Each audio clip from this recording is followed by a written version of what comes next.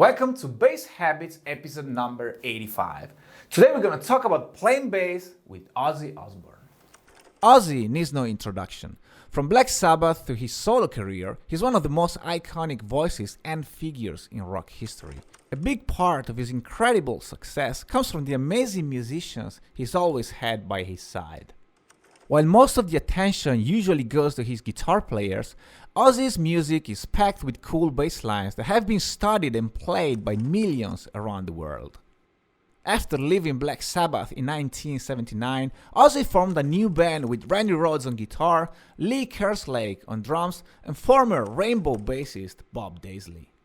Their debut album, The Blizzard of Oz, is an absolute masterpiece, filled with incredible bass lines.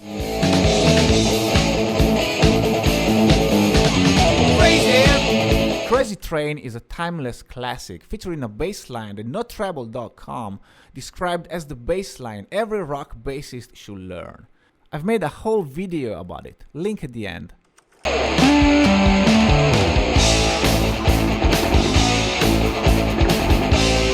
I Don't Know is a perfect example of how bass can elevate an already killer guitar riff, while Mr. Crowley showcases how different bass parts in each section of a song can add dynamics and make everything else sound even better.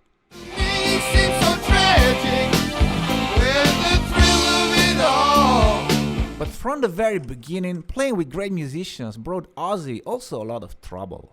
At the time of the album's recording, the band itself was billed as the Blizzard of Oz. The band members were expecting the album to be credited to the band with Osbourne's name in smaller print. But when the album was released, the words Ozzy Osbourne were so big that made it look like an Ozzy Osbourne album called The Blizzard of Oz, creating tension within the band. In 1986, Daisley and Kerslake sued Osbourne for unpaid royalties, eventually winning songwriting credits on Blizzard of Oz and the following record, Diary of a Madman. Subsequently, a 2002 reissue was made of these albums, which replaced Daisley and Kerslake's original bass and drum parts with new parts recorded by Ozzy then current drummer Mike Bordin and bass player Robert Trujillo. Ozzy's wife and manager, Sharon, claimed at the time that it was Ozzy and not she who was responsible for the decision to re-record the parts, stating that because of Daisley and Kerslake's abusive and unjust behavior, Ozzy wanted to remove them from these recordings. Ozzy contradicted this claim in his autobiography, stating that the decision to re-record the original bass and drum parts was Sharon's, and he didn't have anything to do with it. However, the original bass and drum tracks were rightfully reinstated for the 2011 re-release due to public outcry. Ozzy's subsequent release, Diary of a Madman, features also some cool bass lines. From the trademark punctuated quarter notes of Over the Mountain and Little Dolls,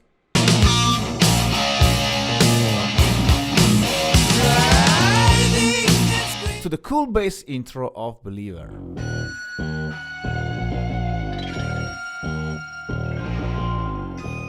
Once again, the bass guitar is mixed very loud, giving great importance to the rhythm section. The trend would continue on the following studio album, Bark at the Moon, with Daisley once again playing a big role on the record, writing music together with then guitar player Jack E. Lee and providing most of the lyrics.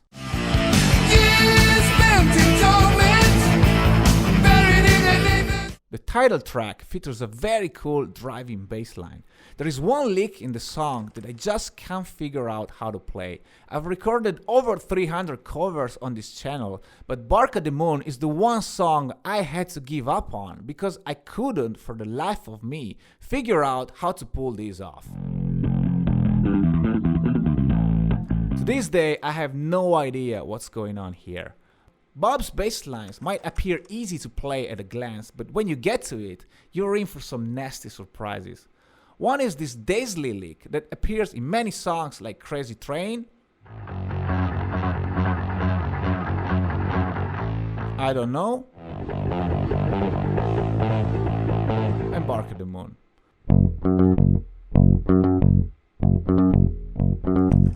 It's just an octave jump, but to get the right tone, you have to use a pick and play very hard, and that makes it very difficult to pull off. It's one of them things that only British bass players know how to do. Rock and Roll Rebel features another trademark Daisley move, the staccato eighth notes that push the riff so well.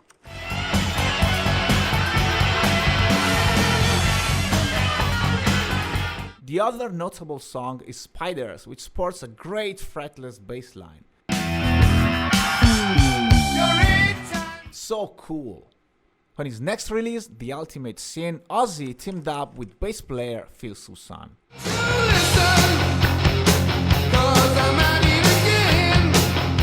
Compared to the previous records, the bass is a bit more laid back and in the background, still rocking out a great tone but more oriented toward the supporting role. Soussan, however, gave a great contribution to the record, writing the leading track of the album, Shot in the Dark, which of course features a really cool bass line.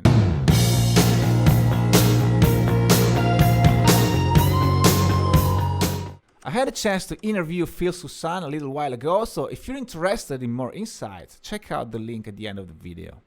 Despite being one of Ozzy's most successful studio albums, The Ultimate Sin was the only record not to be reissued or remastered in 2002. Though no official reason was given, rumors circulated that an ongoing legal struggle with Phil Soussan was responsible for the album's failure to be reissued.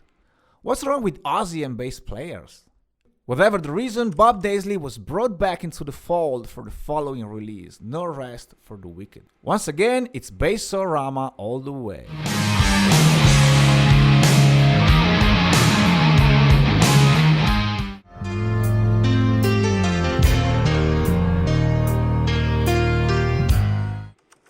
On No More Tears, the following record, Ozzy had recruited Mike Inez as part of the official band, but there were concerns about how quickly he could fit into the studio unit. As a result, Mike didn't actually play on the record, which was instead done by Bob Daisley. Bob came in when the songs were already written, so he couldn't give any contribution to the record, other than a great performance.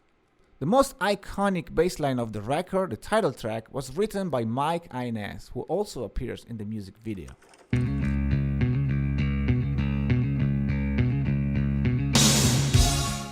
No More Tears would mark the end of Bob Daisley working with Ozzy.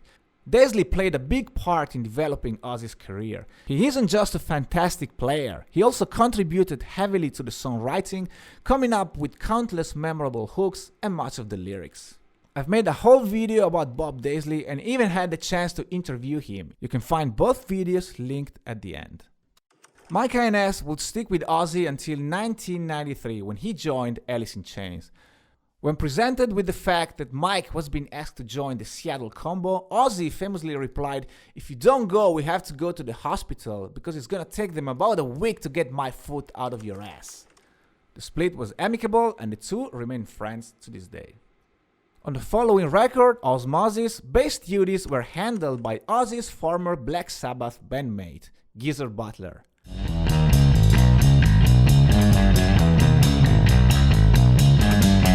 Perry Mason features an amazing and intricate bass line that's a real challenge to play accurately. The bass drives the song with constant, articulated eighth note runs, giving it a powerful momentum beginning to end. Also notable are the melodic bass on Ghost Behind My Eyes,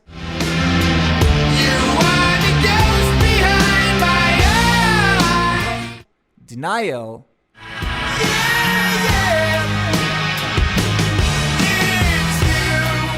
and Amy.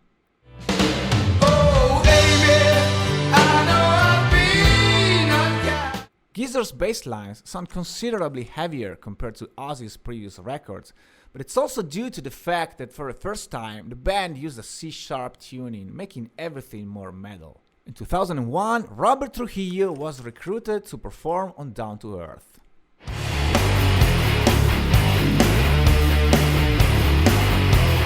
Trujillo's deep tone does a great job at providing the low end, but most of it is just filling space and there are not many notable bass moments.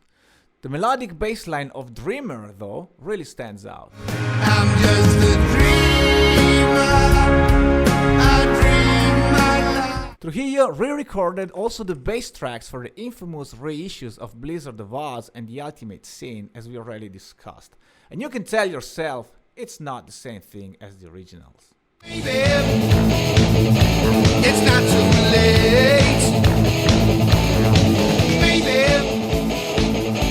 It's not too late.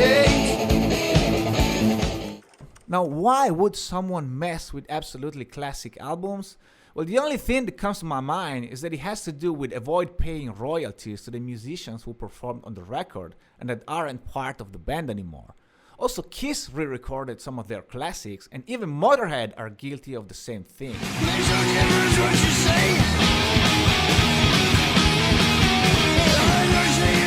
Lee Kerslake and Bob Daisley's original tracks are perfect, and you don't fuck with perfection. Trujillo left in 2003 to join another very famous band, and was replaced by a guy that had just left a very famous band, Jason Newsted. Though both Ozzy and Newsted showed enthusiasm in writing an album together, with Ozzy comparing Newsted to a young Geezer Butler, this would not happen as Jason left upon finishing tour duties in late 2003. For his 2005 release, Undercover, Ozzy recruited bass player Chris Wise. Wise had been working with producer Bob Rock and recorded with The Cult on their 2001 record Beyond Good and Evil. Wise was a big fan of Bob Daisley and Geezer Butler, so it felt very natural for him to play in that style. Undercover is a cover album, so there is not much to discuss apart from Wise's cool tone. Time to open fire, and we don't need the late. Very melodic bass line on John Lennon's song Woman.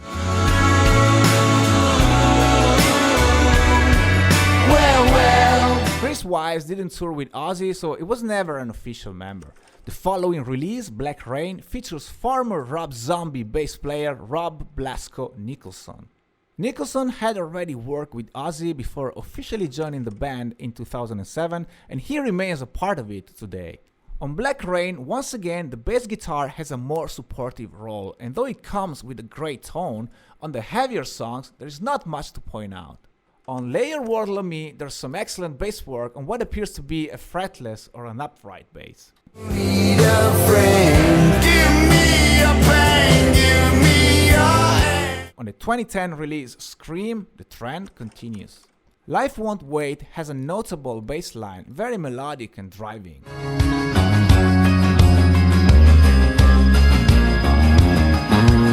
For the rest, in typical metal fashion, the bass mainly supports the rhythm guitar, adding thickness and weight to the music.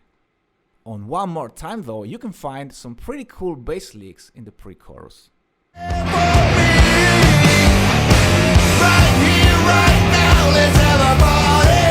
Ozzy's 2020 release, Ordinary Man, Guns N' Roses icon Duff McKagan plays bass on most of the tracks. Aside from Duff's signature trebly tone, which is pretty unusual for Ozzy's records, he definitely delivers. There's some really cool bass work on All My Life,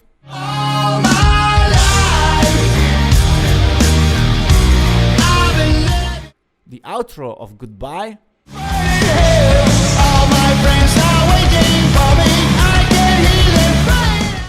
and the ethereal bass line on the title track, Ordinary Man.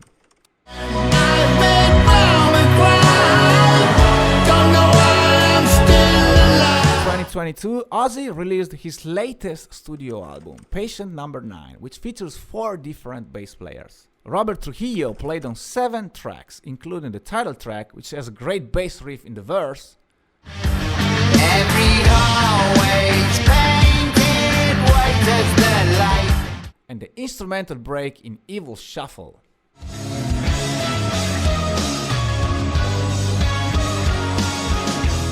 Duff McKagan contributed to One of Those Days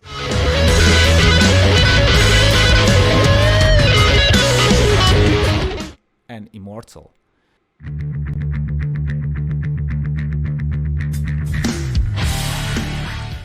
Chris Chaney played on Nothing Feels Right, which also has a nice melodic bass intro.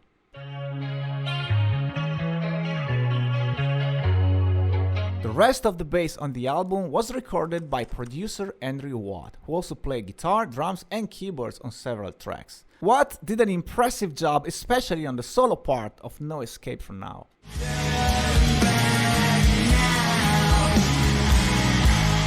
Some tracks are credited to both Trujillo and Watt for bass, so it's unclear if they overdubbed or played different parts on the same songs. But honestly, it doesn't really matter. Ozzy has always worked with top-notch musicians, and up until Osmosis, the bass guitar played a big role in his music, providing countless hooks and iconic bass lines. After that, the music became heavier, leaning more towards metal, and so did the bass, which became simpler and more supportive, as it's common in the genre. The bass is always present, loud, and has a great tone and sonic relevance, but bass-driven songs like Hellraiser, Shot in the Dark, or Perry Mason belong to the earlier part of Ozzy's career. And while every Ozzy record features monster players, I personally believe that the Daisley era is the most representative and relevant from a bass player's perspective. Almost every track up until 1995 has a standout bass line, and the interaction between the rhythm section, guitars, and vocals creates a unique soundscape that we are still studying to this day. So give it a listen, hope you enjoyed this video, thanks for watching, and see you soon.